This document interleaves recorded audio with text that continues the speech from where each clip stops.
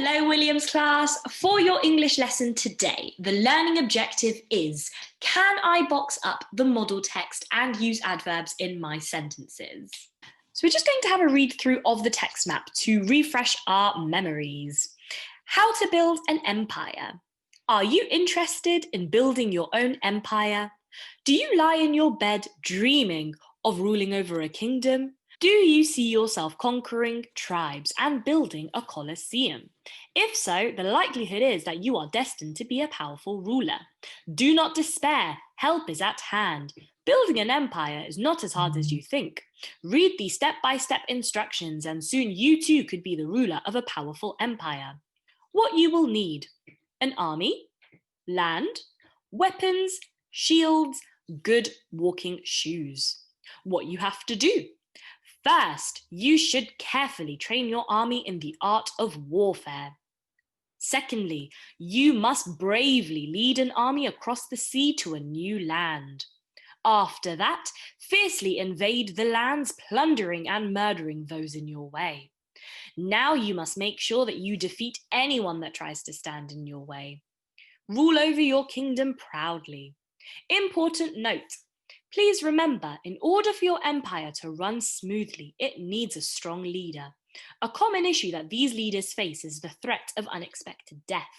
Try your best to avoid this and rule fairly over your people. Otherwise, you may be assassinated.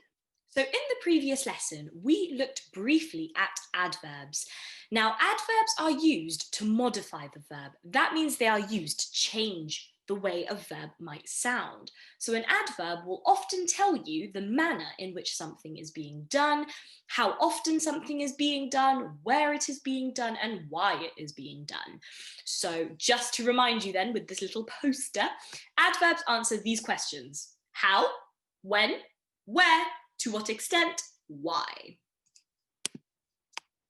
We're going to try completing the sentences below with an appropriate adverb from the list. So the words in the list are slowly, anxiously, honestly, recently, heavily, lately, last weekend, highly, never, nearly, sometimes, always, usually, rarely, today.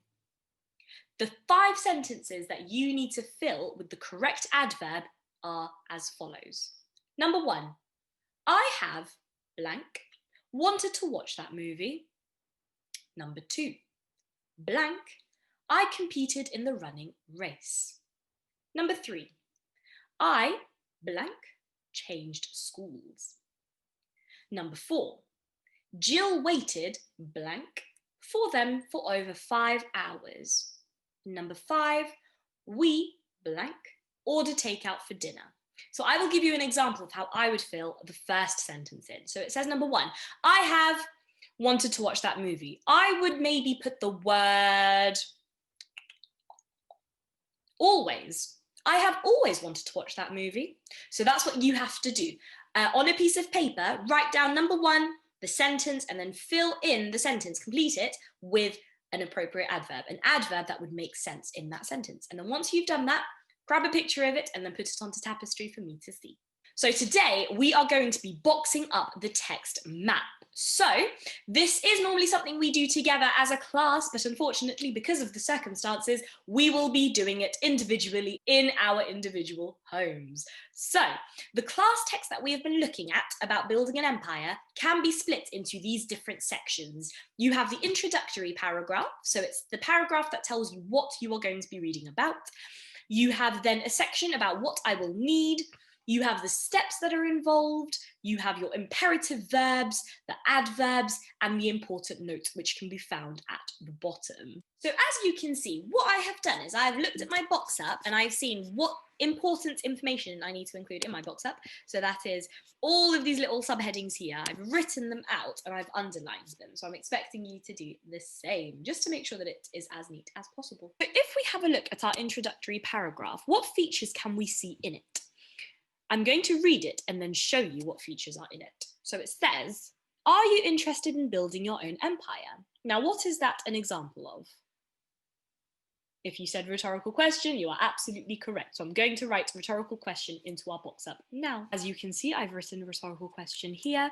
What else can we see in our introductory paragraph? Do you lie in your bed dreaming of ruling over a kingdom? Rhetorical question. Do you see yourself conquering tribes and building a colosseum? If so, the likelihood is that you are destined to be a powerful ruler. Do not despair. Now, what is do not despair an example of? It looks different to the rest of the sentences that I've read. I would say that that looks like a short, snappy sentence. So I'm going to mention that in my box up as well. Short, snappy sentences are a really good way of grabbing the reader's attention. So there we go. I've written short, snappy sentences. Let's look for one more feature. Help is at hand. Building an empire is not as hard as you think. Read these step-by-step instructions and soon you too could be the ruler of a powerful empire. Now, when someone tells you, read these instructions, what have they just done? What sort of verb have they just used? An imperative verb. So I'm going to write that in my box up as well. Right, so that's my introductory paragraph done. Now I'm going to look at the section where it says what I will need, which is here. So let's think about what you will need. You need an army, you need land, you need weapons, shields, and good walking shoes. So the what you will need section tells you tools that you need in order to be successful. So I'm just going to write that. Tools you need to be successful. Let's write that now. So as you can see here, I've written tools you need to be successful in building an empire.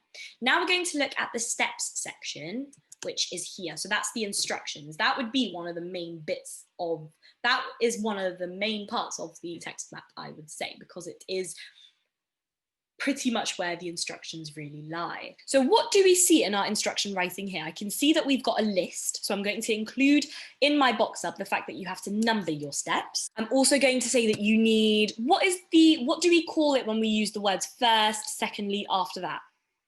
Time connectives. So we need to number our steps, we need time connectives, and what else do you need? Where it says invade, defeat anyone, rule over. What is that? What are those examples of? Imperative verbs. So all in all, I'd say main elements to our instruction writing would be numbering your steps, including time connectives and including imperative verbs. So I'm going to write that in my box up now. I've done that there. Number your steps, time connectives, imperative verbs. Now speaking of imperative verbs, what imperative verbs can we see in our steps? So it says first, you should carefully train your army. So train is one. Secondly, you must bravely lead an army. So lead would be the second one. After that, fiercely invade the lands. So invade would be the next one. Now you must make sure that you defeat anyone. Defeat would be the fourth one. And then rule over your kingdom. So rule would be the fifth one. So all in all, we have 5 imperative verbs, which makes sense because we have 5 steps altogether.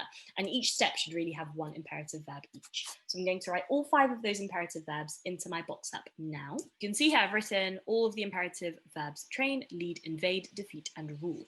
Now we're going to see the adverbs that are mentioned in our steps. So it says here, first, you should carefully train your army. So it's telling us to train our army, but how should we do it? We should do it carefully. So carefully is the first adverb. Step number 2, you must bravely lead. So you lead an army, but you have to do it bravely. So bravely is the second adverb. Number 3, fiercely invade. So you have to invade the lands, but you have to do it fiercely. Third adverb. Number 4, defeat anyone that tries to stand in your way. So that doesn't have an adverb, which is perfectly fine. Not all sentences have to have an adverb. Number 5, rule over your kingdom proudly. So proudly. So it says to rule over your kingdom, but make sure you do it proudly. So we have 4 adverbs to add into our box up, and I'm going to add it for you now. So you can see I've added our adverbs there: carefully, bravely, fiercely, and proudly. Now, in our important notes, what can we see? Please remember, in order for your empire to run smoothly, it needs a strong leader. A common issue that these leaders face in the threat of unexpected death. A common issue that these leaders face is the threat of unexpected death. Try your best to avoid this and rule fairly over your people, otherwise you may be assassinated. So the important note basically concludes your text map. It provides a conclusion, it provides sort of an end couple of sentences to just summarize what you have been talking about in your writing previously. So I'm going to write that in our box up. So this is our delightful little box up here. We have features from our introductory paragraph. We have what you will need, what the point of having that section is, what features are in our steps, what imperative verbs we can see, what adverbs we can see, and what the important note gives us. It gives us a summary. That is what your box up should look like at the end. Now, here are your tasks below.